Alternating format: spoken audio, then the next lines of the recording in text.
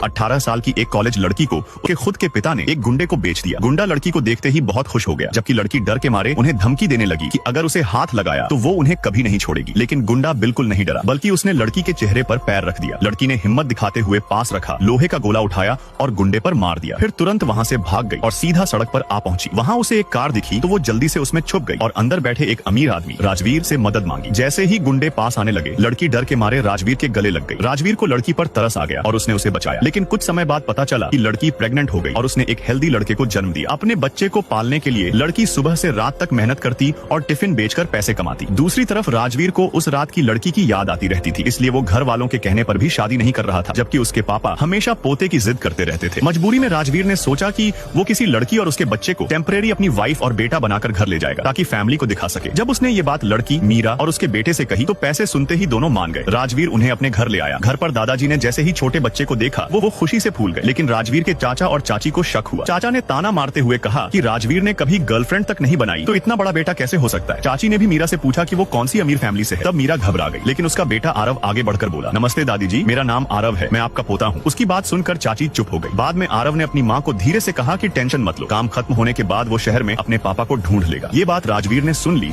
और उसे क्यूरियोसिटी हुई, लेकिन मीरा ने झूठ बोल दिया कि बच्चे का पापा शहर में काम करता है। राजवीर मान गया, लेकिन चाची ने चुपके से आरव के बाल का सैंपल ले लिया और चाचा को डीएनए टेस्ट के लिए दे दिया ताकि अगले दिन पार्टी में सच सबके सामने ला सके। अगले दिन पार्टी में चाचा ने मीरा को गांव की लड़की बताकर इंसल्ट किया और बोला कि बच्चा राजवीर का नहीं है। लेकिन सच ये था कि डीएनए रिपोर्ट में आरव सच में राजवीर का बेटा निकला। पार्टी में आरव ने दादाजी को अपनी बनाई हुई ड्राइंग दी, जिससे वो बहुत खुश हुए। धीरे धीरे वो आरव से और भी ज्यादा प्यार करने लगे, लेकिन चाचा चाची गुस्से से जल रहे थे। खाने के वक्त मीरा और आरव ने सबको देखकर वैसे ही खाना ट्राई किया, लेकिन कुछ लोगों ने उनका मजाक उड़ाया और उन्हें गाँव वाला कहकर इंसल्ट किया। तब राजवीर ने ये सब देखा और चुपचाप उनके पास आकर उनके साथ बैठकर खाने लगा। दादाजी भी उनके साथ बैठ गए। ये देखकर चाचा से रहा नहीं गया और उसने सबके सामने सच बताने की कोशिश की। उसने जोर से कहा कि बच्चा राजवीर का नहीं है और डीएनए रिपोर्ट आने वाली है। ये सुनकर दादाजी गुस्से में आ गए और राजवीर को थप्पड़ मार दिया। गुस्से और टेंशन में उनकी तबीयत खराब हो गई और उन्हें चक्कर आने लगे। तभी डीएनए रिपोर्ट वहाँ पहुँच गई। चाचा ने जल्दी से रिपोर्ट पकड़ी और बड़े गर्व से दादाजी को देने लगा, जबकि राजवीर और मीरा दोनों की सांसें रुक सी गई थी।